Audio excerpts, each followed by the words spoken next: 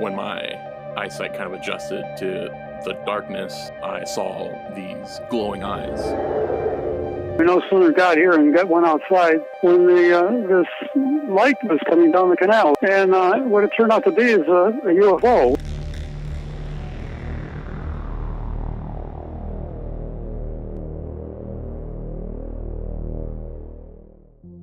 Normally on this channel, we look into true crime cases, but today I wanted to tell two weirder, more supernatural stories.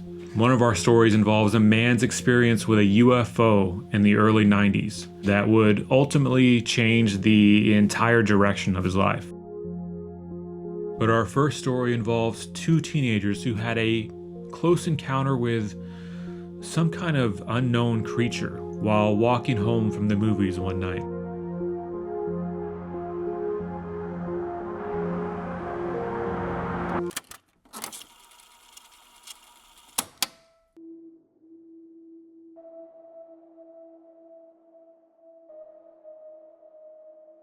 Have you ever been on a walk in the woods and felt like you weren't alone? Like someone or something was watching you? The areas in South Florida around Lake Okeechobee have long passed down stories of strange creatures that roam the woods and swamplands. In some ways, these kinds of sightings aren't surprising. There's a lot of people who keep exotic pets in Florida. Monitor lizards that can grow up to 6 feet long, giant pythons, spider monkeys, all kept as pets, and, like other pets, all have been dumped in the wild by bored owners who no longer want to deal with the responsibility of owning them. Even so, there are stories of even stranger creatures in Florida. Creatures that defy any known explanation. One of the most well-known? The skunk ape. The Everglades skunk ape has many nicknames. Swamp cabbage man, swamp squatch, Florida Bigfoot. Eyewitnesses claim the creature measures 6 to 8 feet in height and weighs an estimated 500 pounds. It has a shaggy coat of fur, ranging from rust color to dark brown, and walks upright. Observers say it moves rapidly when frightened or pursued. As its name implies, the skunk ape is best known for its rank odor. Eyewitnesses describe the stench as a cross between a skunk and old roadkill. There really was a rash of skunk ape sightings throughout the 1970s in Florida, more than any other decade. Why? Is a mystery. One theory is, like the wave of reported UFO encounters in the 60s, one skunk ape sighting tends to fuel others. Movies featuring creatures similar to the skunk ape were popular in the 70s as well. Along with deer, duck, crane, and beaver, lurks a creature that walks upright. Whether it is a man, a monster, or a myth, no one really knows. What we do know, whatever it is, emits one of the most terrifying sounds ever recorded.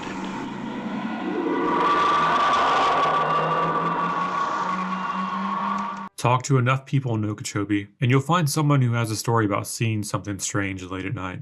Something they can't explain. I found two friends, Zach and Ryan, who saw something while walking through Okeechobee late one night in 2006. Or, should I say, something saw them. My name is Zach. My name is Ryan. I live in Basswood. My best friend Ryan lives with me. And we decided we're going to go to the movies with some friends after the movie, or after we leave the movie theater. We realized it was already kind of late, and we didn't bother calling a ride or anything, so we decided to walk to Zach's house. It comes time to where, like, it's starting to get dark, and we're like, we're not going to be home till late. Like, at this point, like, no one's picking us up or anything like that. We just decide to walk home. From the movie theater to Basswood is about a 2-hour walk, give or take. We keep on walking. We start turning into Whispering Pines from 441 into Basswood. If you're familiar with this road that cuts through from 441 to 98 that takes you through Basswood, there's a dump there. And I remember we're getting close to the dump. We were walking on the side of the road with this junkyard when Zach stopped and kind of put his hand out in front of me. He said something along the lines of, "What is that?" When I looked up, when my eyesight kind of adjusted to the darkness that was in the ditch, I saw these glowing eyes.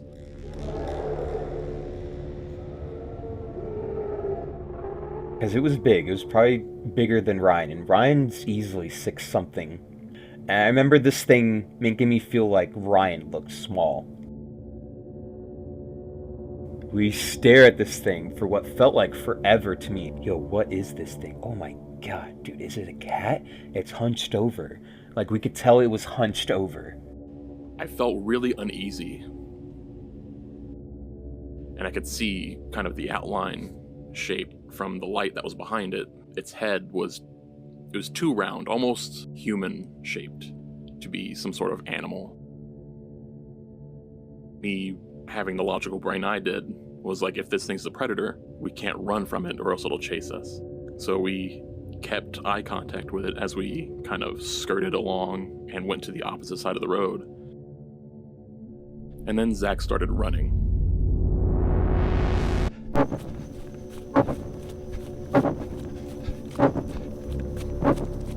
I just start freaking out. And I don't even know if Ryan's behind me at this point, but I hear him say, "No, don't run, because if it's something like a predator, it's going to go after you if you run." But I remember thinking, "Oh, that, I don't care. I need to get the fuck out of here right now." In kind of like a panic state, I noticed this thing wasn't starting to chase him, so I started running too.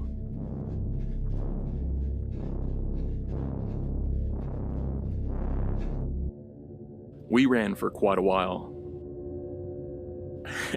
I felt like I was dying when we finally stopped at this vacant house.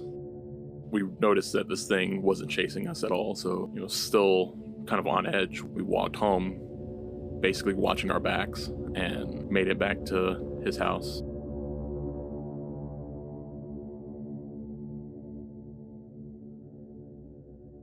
Growing up and seeing all these different ghost adventuring and cryptid shows on TV, you never expect to have a first-hand encounter when it comes to these things. Through the years, I never once doubted what I saw that night. And that's the thing, is that if it was a big cat, we would have heard it. Like, it wasn't like a deep thicket of brush in the ditch. It was just big enough to cover whatever this thing was. Just felt like someone was just wide-eyed looking at us with glowing eyes. We stayed up all night and talked about what was that thing. And I remember maybe a week earlier, there had been some type of tabloid in the newspaper about Skunk Ape, and how everyone thought Skunk Ape was living in Okeechobee. I remember when we got home, me and Ryan just started rolling that over in our head. Was like, was that Skunk Ape? Like, was it like a juvenile Skunk Ape? Maybe that's why it was kind of like our size, and it was just hunched down, scared. And so we just, we kind of chalked it up to that for a while. But because now that I reflect on it, the more I think we really did discover some type of phenomenon that we weren't supposed to. Something just happened to be in Okeechobee that night, passing through. And we were the only ones up and walking around at 3 o'clock in the morning. Yeah, I still to this day, I don't think that was a person, and I don't think that was a big cat. I don't think it was an alien or anything like that either, though. I think it was something from this world. I think these things have a tenacity to appear to the people that aren't going to be believed. Not only that, but people don't believe. Why would you? Why would you believe something so strange and not try to chalk it up to logic? Oh, you guys saw a barn owl. That's what that was. That was just a barn owl. Those happened to be in Okeechobee. Or maybe, oh yeah, that was definitely like a juvenile cougar you guys saw. That's why it didn't attack you. It was scared of you. Nah, I don't think that's it. I just think that truth is stranger than fiction sometimes.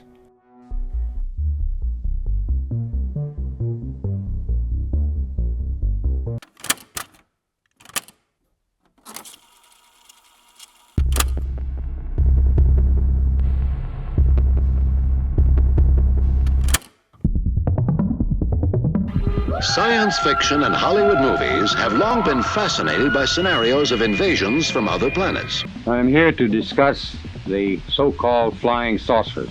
We can say that the recent sightings are in no way connected with any secret development by any department of the United States. With all due respect to the Air Force, I believe that some of them will prove to be of interplanetary origin. One case, pilots reported their plane was buffeted by an object which passed them at 500 miles an hour. Obviously, this was a solid object, and I believe it was from outer space. Last summer, the United States government admitted that there were multiple confirmed sightings by naval pilots of UFOs. One of the more stranger things to come out of those releases, or just something that stood out to me for some reason, was a video of a UFO flying into and out of the water. But some of the objects go beyond just flying in the sky. One shows a spherical object dipping into the ocean, similar to an incident in Puerto Rico, where an object was tracked buzzing an airport, then flying into the water, popping back out before appearing to split into two and disappearing. I had never heard of a UFO flying into the water like that. It's something I had never considered before. When researching UFOs around South Florida for this episode, I came across something that sounded eerily familiar. Way back in 1967, in the May 27th edition of the Sun Sentinel, there's a story on local UFOs that, towards the end, contains this sentence. Quote, "There are many reports from people living around Lake Okeechobee of UFOs being sighted during the winter months. Seen going into the water and coming out of the water."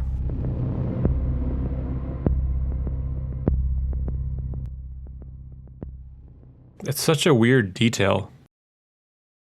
And this is way back in 1967, long before the military had released any video of UFOs doing the exact same thing.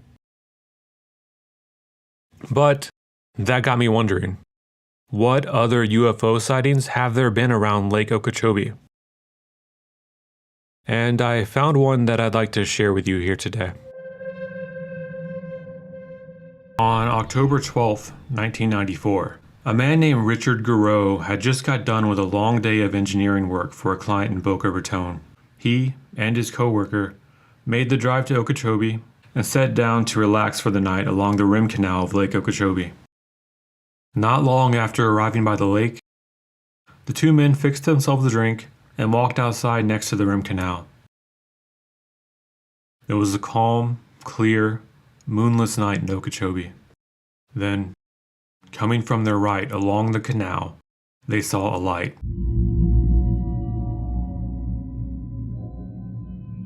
Garreau at first assumed it was a helicopter with a searchlight. Maybe they were looking for someone in the canal. But as the light got closer, he realized it wasn't making any noise.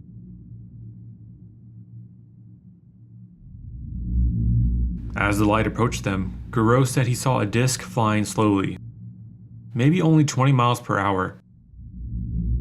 As the disc moved, it gave off a bright white glow with a hint of yellow. It came to a stop 250 yards away from the two men, 100 feet past the ridge of the levee that runs around the lake. Sitting there, completely motionless, suddenly two small lights appeared on each side of the craft. Then, Garreau sensed a projection of thought onto him. This emotion or feeling of euphoria being sent from the craft to his head. Next, he hears a voice inside his head. The voice says, "We know you see us. Would you like to meet us?" Suddenly, a cloud of mist begins growing out of a tiny port on the craft. arcs of light emanate out of the same port and help the cloud grow. He describes seeing something growing inside the cloud, a type of sped up biological process where cells would connect with other cells the way water drops connect with each other as they roll down a windshield. From there, the cloud descended rapidly to the two men, swiftly engulfing them. Immersed in the mist, Garreau struggled to see anything. Then, down to his right, he sees motion. A small person, no bigger than a 5-year-old, runs past them, followed by another.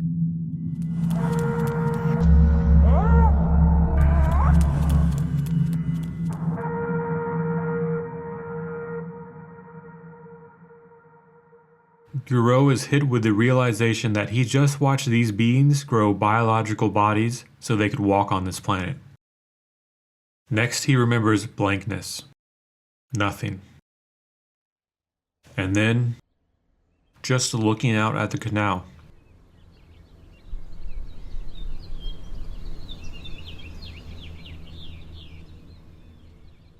Their minds were completely blank. The next morning, the two struggled to put their thoughts together. Months later, Garreau called his friend to see if he remembered the ship talking to them.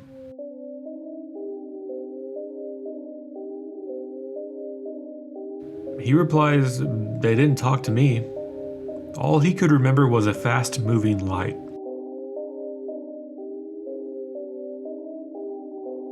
Over the next few decades, Garreau would have visions of what happened that night. He would stay in Okeechobee and process what happened. He'd go on to write a book about the incident and was interviewed on the Martin Willis radio show in 2014. We had a hard day at work, so we decided to bomb out of the hotel and come on out to Lake Okeechobee, where I have a shack, and just kick back. So we did that, and we no sooner got here and went outside by the canal just to get some air when this light was coming down the canal. And what it turned out to be is a UFO.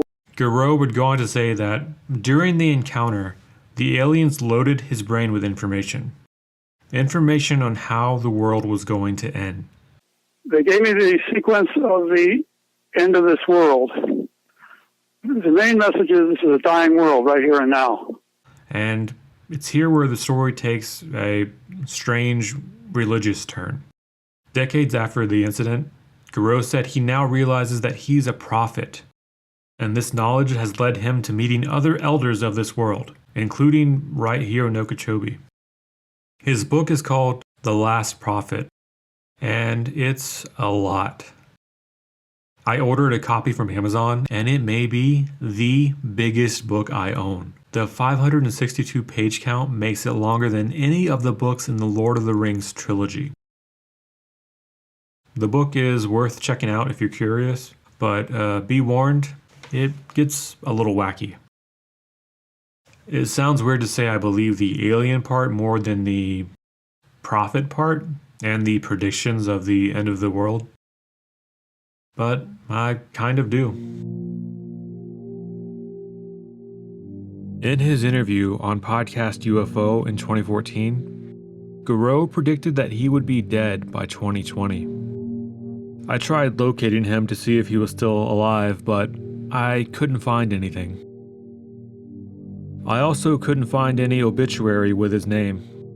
On that show, he described having a group of fellow believers in Okeechobee who were helping spread his message about the coming end of the world. I couldn't find any trace of them either. That statement of having fellow like-minded believers always gave me cult vibes. I'm not saying it was a cult, but a man declaring himself a prophet and gathering a following of believers just feels weird. And I'm left wondering, ultimately, what happened to them? If you enjoyed this episode, consider subscribing, or check out our past videos. Times change, but there's always one place the whole world thinks of for sunshine. For turning your face to the skies and feeling that gentle touch of warmth, where the sun says to you, lie down, my friend, and let me toast your bones till the tiredness disappears.